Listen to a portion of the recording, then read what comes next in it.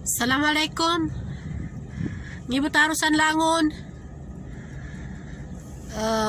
I-subscribe mo pa na sana lamia.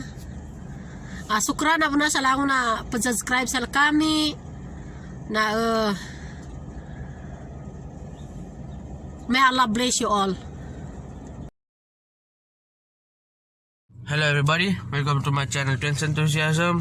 So today it's early in the morning. We are at the breakfast place. And we're gonna go to our Philippine embassy again to get for my renewal of my passport. And yeah, I'm gonna see you there. So we are on the road now, and today is Friday, so I hope I can renew my passport today, because a few months ago I registered for an online appointment, but there was no results for that. So that's why we're going to the Philippine embassy, because they posted in the Facebook page about the walk-in appointments. So we're gonna try out our luck, because I know my luck is really very good. Dito kami sa Philippine Embassy, ang dami ng police car dito kasi nakapila yung mga Pilipino para mag-renew. Yung doon sa kabila, contract renewal naman sila. Natatakot ako kaya mag-vlog kasi yung nasa harapan ko police. Mom?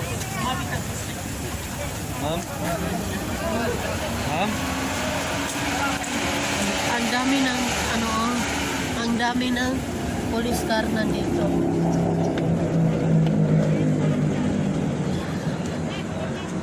Tapos nasa likod ko, baka makikita niyo, hindi siguro makuha sila. Ang dami ng pulis dyan, no? Natatakot kaya ako mag-vlog. Gusto ko. Yan, ang dami ng sasakyan. Yan siya. Ang dami ng Pilipino na mag-renew ng pass. Mamasa ka na po to. Mga pastel kaya. Sukran. Pre, mga nagpamasa ka pa. Nakapamasak, Kerman. Mga ba? Sukran. Ang dami.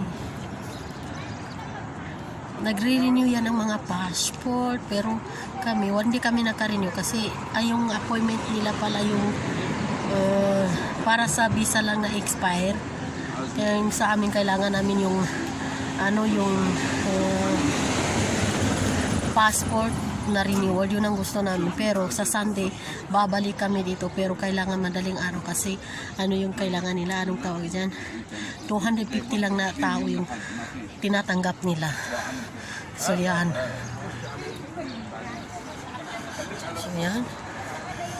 makikita nyo. Pasensya na kayo sa camera na move too much kasi ba yung tawag dyan, naglalakad ako. Nandito ako sa gitna ng karsada. Yan.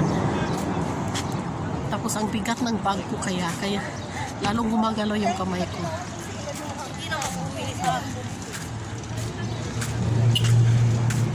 Yan. Yeah, I mean Act 3. Yan. Pumupila yan ng pipila sila ng renewal ng visa. Tapos yan. Ang dami ng sasakyan yan na nakaparking. Yung iba dyan, nagtitinda ng pagkain ng Pilipino. Yan. Yan. Ewan ko lang kung makikita ninyo.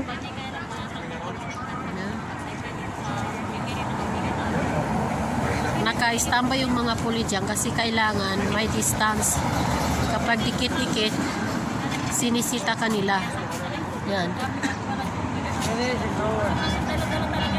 Yan. Yung mga mga sasakyan na yan, yung mga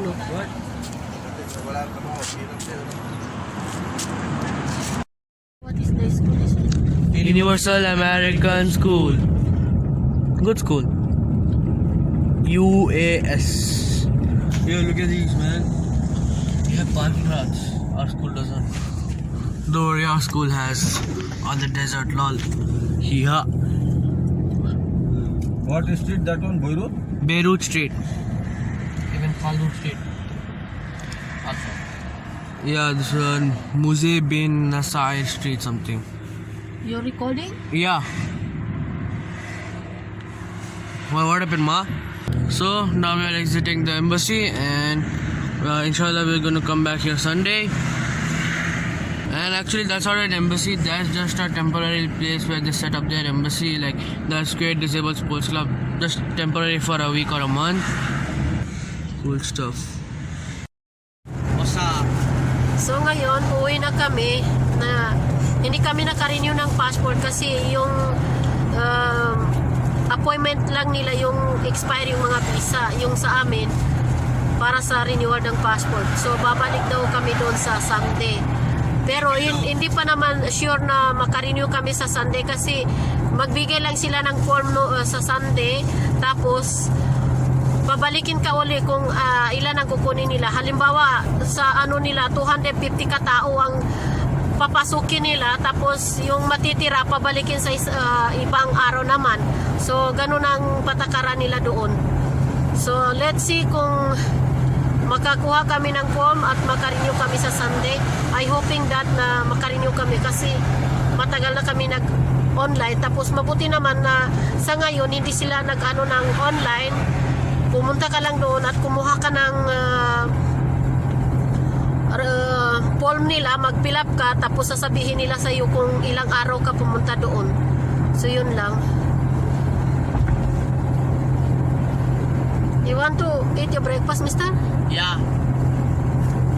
I want eggs and coffee. Good morning for everyone.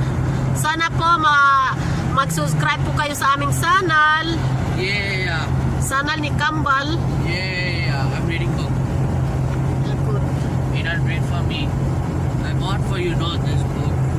They give it to me. Good morning, sir. How are you? Alhamdulillah, fine, thank you. Look at that. He looking dope.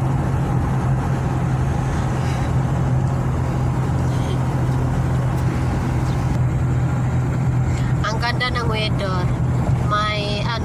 May sun. Tapos yan. Temperature building. Ang dami ng flag. Yan.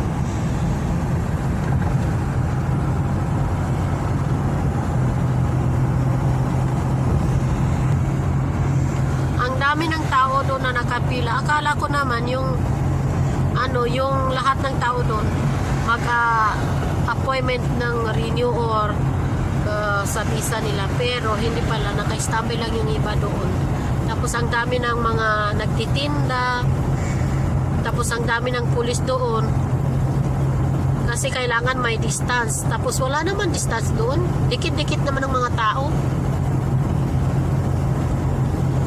Hindi naman sila nagsisita, minsan lang siguro kapag nakita nila na sobra na yung dikit. Wala talaga, walang distance doon.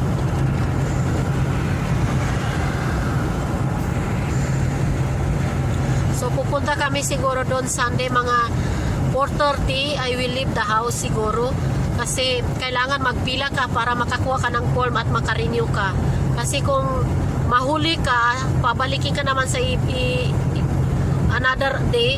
So mahirap na ganun kasi sila Kambal may exam sila sa March 7 na kailangan mag-aral sila ng mabuti kasi yung final exam nila, ang dami ng kailangan nila na asikasuhin sa subject nila. Tapos aywan ko na lang, yun ang mahirap. Sa Sunday pupunta kami doon, tapos may klase yung mga anak ko. Sana makauwi kami maaga kasi para maka-attend naman sila sa klase nila. Ano ba yung tawag dyan?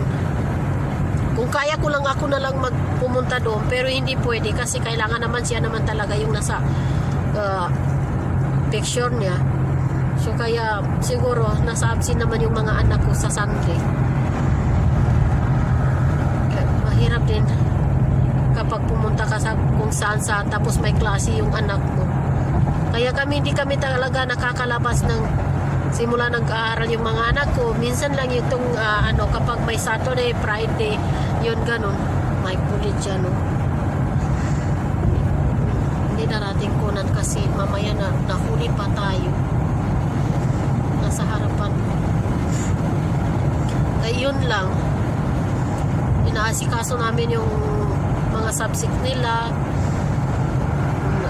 Simula ng sinabi ng mestra sa amin na may exam sila sa March 7, hindi kami ng vlog kasi pinapukas ko yung mga anak ko. Ngayon lang kasi lumabas kami, pumunta kami doon sa embassy para mag-renew, pero kaso hindi kami naka-renew kasi para lang sa visa yun. At saka ngayon wala namang klase kasi today is Friday, kaya nakalabas kami ngayon. Pero kung may sa regular weekend na may klase yung mga anak ko, kahit anong mangyari, hindi ko talaga linalabas yung mga anak ko kasi pinupukas ko talaga yung mga anak ko sa pag-aaral. Kasi dyan lang yung kinabukasan nila sa pag-aaral.